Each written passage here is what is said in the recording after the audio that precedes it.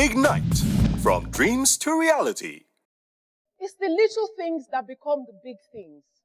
See, once you become comfortable in cheating on price, in lying about delivery time, in lying about what you should pay your customers, what you should give to your customers, in taking advantage of your workers, the more you get comfortable into it, your conscience is seared. After a while, it would not matter that somebody will pay you 2 million down payment for goods and you will disappear with it. You won't think about it. In fact, some people will not disappear. They will take the money and you will come for the goods and say, I spent the money, I don't have the goods. And you say, what do you mean? Say, what are you going to do now? I don't have the money. When I have the money, I'll give you. And you'll be looking at him as if he's mad. Because it will take madness to take another man's money, promise goods that you know you don't have, and disappear. Some will not even disappear. But that's what happens. It starts, because you can look at yourself, say, you look at somebody and say, I can never be like that. It's a lie, Very easy. I'm telling you. And it starts from the little things. Let's call a spade a spade. What some people term as business is robbery. We found nice names so they don't sound criminal. And because nobody bothers to prosecute you for them, you think you're being smart. That's the word. But a smart man will always outsmart himself. Because one day, he will find that the hole he has been digging suddenly caved under him. You have a responsibility to change the game. And because you're still small and starting, you have the opportunity to start right. When you're settled into something bad over a long time, it's more difficult. When you're used to doing, you know what is amazing? The more you do the right thing and you find you are still standing, the more you're satisfied and encouraged to want to do it. Ethical issues in your accounting practices. As your business is growing, most people expect you to have double books. The books that have the real figures for your business, either to give to the bank, showing them, either it's the inflated books that you give to the bank, or the real books that you keep to yourself, or the reduced books that you give to the tax man. Do you understand what I'm saying? It's always a choice. Because somewhere or the other, it will haunt you. And there are ways that you can be caught out. And it will backfire. Think about it. False advertising and exaggerated product claims. Sometimes we're very, very generous with the truth. You're laughing. There's something they say. You should always manage the expectation of your customer. It's better to under-promise and over-deliver than to over-promise and under-deliver. When you over-promise and you under-deliver, the result you get is disappointment by your customers. And you lose face. When you under-promise and you over-deliver, you become a king with your customer. Because you have managed the expectation level. Sometimes you just say, Oga, don't let me say anything. When you try it, you can determine exactly if we meet your expectation. And then you surpass your expectation. If you tell a customer, I will deliver in 2 weeks. Every time you are giving a customer delivery time, you should manage expectation. Which means that if you know that you're likely to be ready with the thing in 10 days, don't say 10 days. Why? Anything can happen. You can have unexpected situations that will affect your production or your timing. So you could have an overrun of a day or two, and therefore you create a buffer. Because in the excitement to get a job, sometimes we lock ourselves into a difficult situation.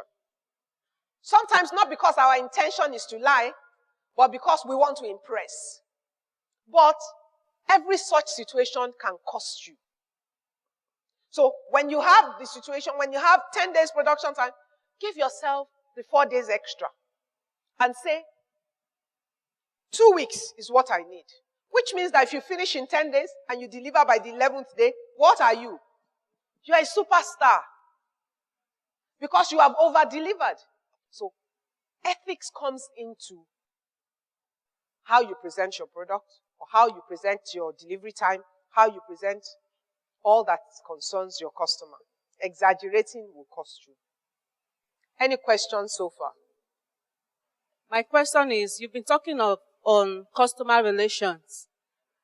My question is, how do we handle irate customers?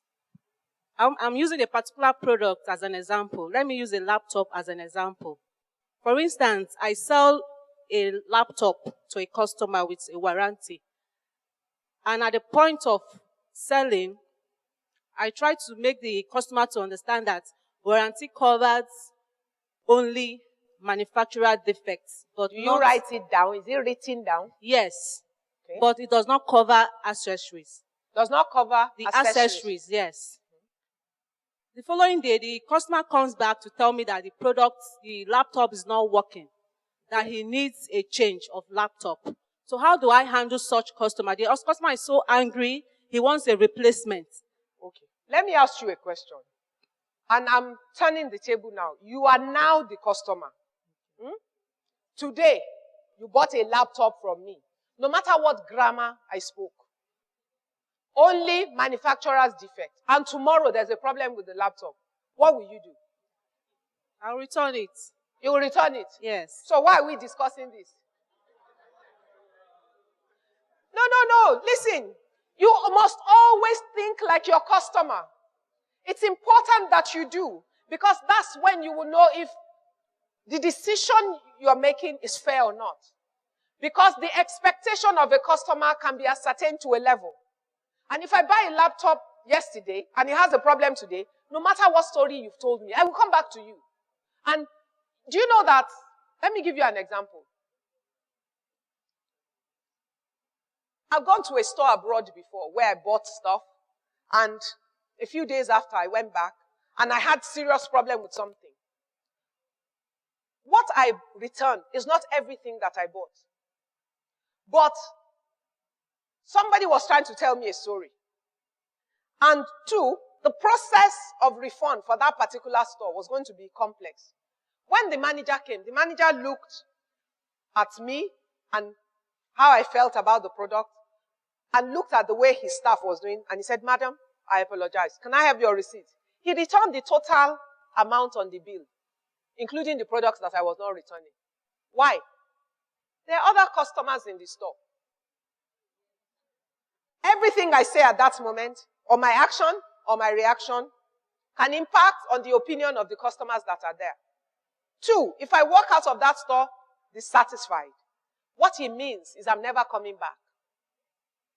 No matter, sometimes, even if you think you are right, and listen to this, even if you think you are right, evaluate the situation and count your cost. When I say count your cost, I'm not talking money. Your first cost that you see most times is just the money. So if you look at just the money, you're going to, as mad as that customer is, you're going to listen, you're going to tell the customer, "I'm sorry, I told you this. You're going to keep shouting. Eventually the customer will shout, scream, embarrass, disgrace you. And if he walks out of that place, he's a lethal weapon that will destroy you. You might think that he will not. But life, human beings are water. They flow from left to the right.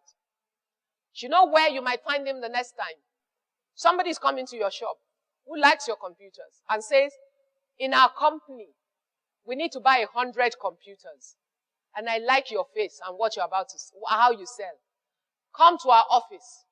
Bring an bring an invoice for 100 computers to our office. And I will arrange for us to buy from you." You are happy. You are thanking God. "Oh, Jehovah, thank you."